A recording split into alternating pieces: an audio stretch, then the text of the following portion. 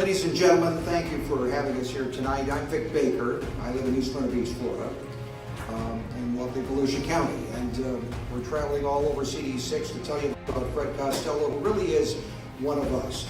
Now, I came down to Florida 5 years ago after being in the TV news business for 40 years as a TV news producer. And I got pretty good skill producing TV newscasts, trying to figure out who was telling me the truth and who was feeding me a lie and a bull. And you folks are pretty good at that yourselves.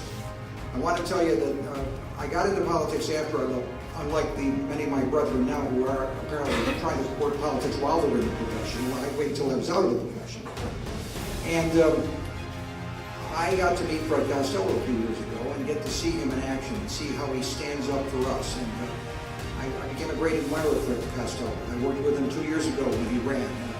And we're not going to get into the long story about it, about how he was in the race, but then Ron was running for Senate and came back to run in the congressional race, and Fred had kept his word to stay in the race, so he stayed in the race regardless. That's the kind of man Fred is. He's a man of his word. I've got to tell him to keep it short tonight because he tends to go into the details a lot. But there are several things I want him to tell you about tonight. And he's going to do that. In fact, rather than take away from him, I'm going to just ask you to do this for me, so he doesn't have to. We have a text. We want you to know about Fred Costello's campaign and the updates from his campaign. If you get out your cell phones right now, pick up your cell phones, they're all have them, right? They're all silenced, I know that. And if you would get your text messages and you would text this one word to this number, 41411. That's 41411. If you text Fred to 41411, we will send you regular updates on Fred Costello, his pledge to us, what he's doing, his news releases, his recent position on what to do about school safety. As news comes out, we'll get it to you fast on that text message service. Please tell all your friends to do the same. Text 41411 to Fred. And now Fred doesn't have to do that, so I'm going to introduce to you the man I believe deserves to be and will be the congressman who stands up for us, Fred Costello.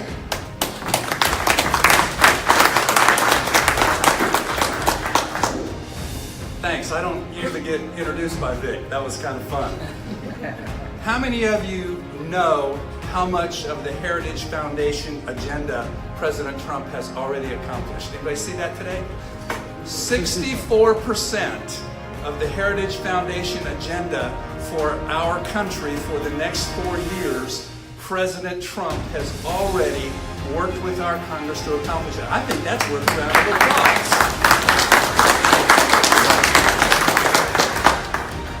I became all in for President Trump when he was candidate Trump early on, not because I was enamored with his style.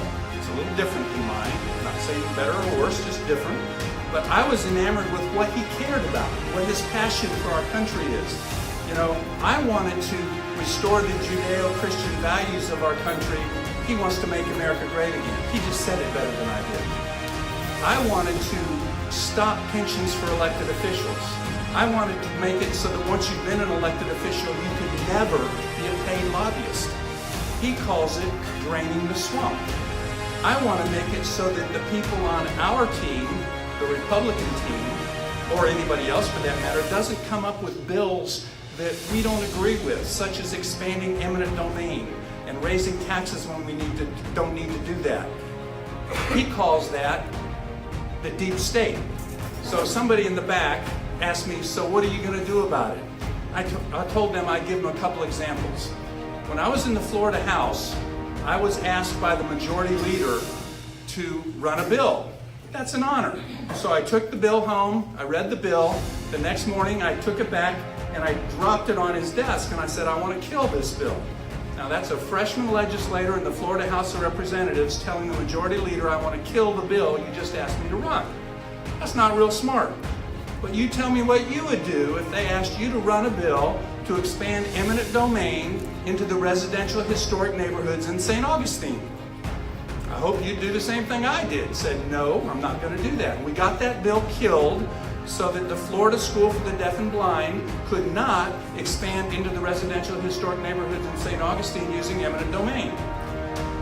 Another time, they tried to add a provision, a gambling provision, on a bill. I got my freshman colleagues to say, we're not going to vote for that bill. Well, that bill happened to be the governor's #1 priority. It was a cut in the corporate income tax. How many of you are for a cut in the corporate income tax? I sure as heck was and am. But then they put a provision on that bill to give a gambling tax break to a Jacksonville pari-mutuel. I hate that stuff. When they put something on a bill and you have to take it all, well, we said we weren't going to take it. So guess what? Enough of us freshmen stood up and said we're not going to put up with that. We got that provision taken off the bill. But let me tell you one thing that I hope you probably have heard about. You don't necessarily know that I had anything to do with it. We have a school board representative back here. Who was that? Right here. You might be the only one in the room that understands this. I don't know. The required local effort school property tax is dictated, mandated, calculated by Tallahassee. And Tallahassee wanted to keep the money when the value of our properties go up and not roll back the rate and not call it a tax increase and let the locals have to deal with calling it a tax increase. I was the only one in the Florida House of Representatives or the Florida Senate, that's 160 people, was the only one that stood up and said, no, that's a tax increase. We can't do that from Tallahassee. We can't raise local property tax and tell the locals that the locals are doing it when we tell them what to do.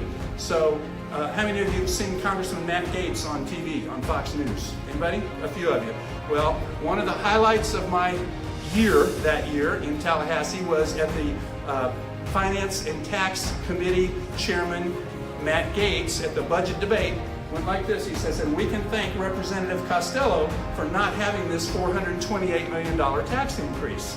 And the next year was $440 million. This year, when they don't pass an increase in the required local effort from Tallahassee, it'll be over $1 billion that I've saved you because I stood up.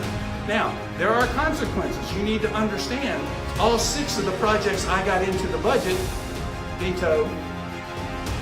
How many of you would be willing to have your budget items vetoed for saving almost $1 billion of taxes for the state of Florida? I'm willing. So, thank you. I tell you that not to quote brag. I tell you that because I hope you would do the same thing, but that's what separates me from 3 other good candidates for Congressional District 6. I think they're good, honest, conservative Republicans. I'll say nothing negative about any candidates. All I'll say is they don't know us, they're not part of us, they've never served us, but most importantly, they don't have a record of service. I was mayor of Ormond Beach for 8 years. I was a state representative for 4 years. You can look up my record. You may not like everything. I hope you do. A-rated from the NRA. Think about what's going on in our schools.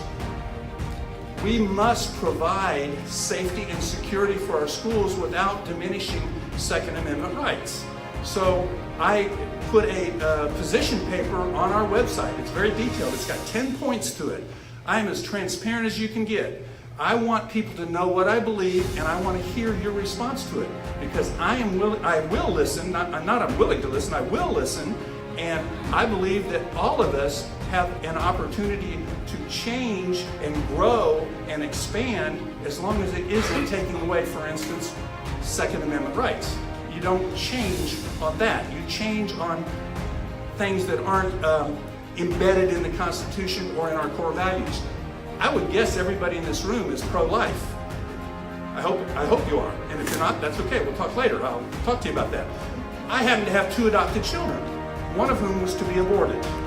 And when they found out that the mother wanted an abortion, they said, no, we'll find a home for your baby. And long story, we'll go into the whole story.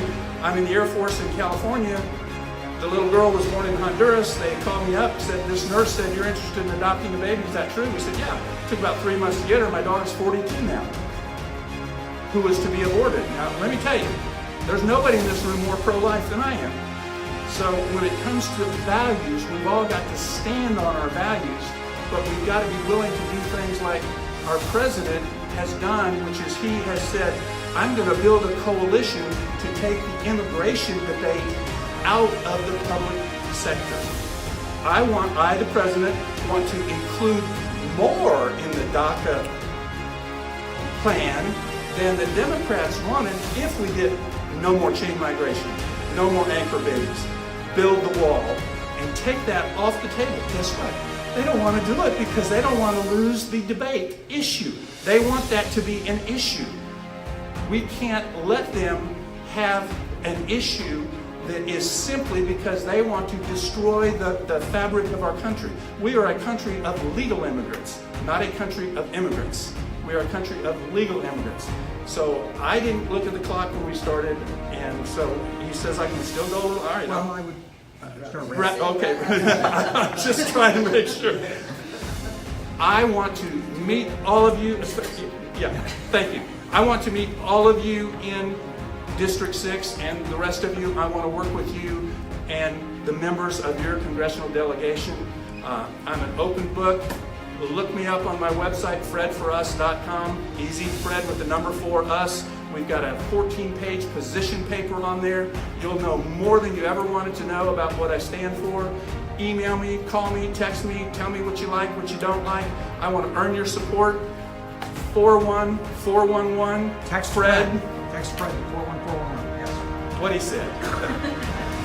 Thank you for caring enough about our country to be here tonight. God bless you all.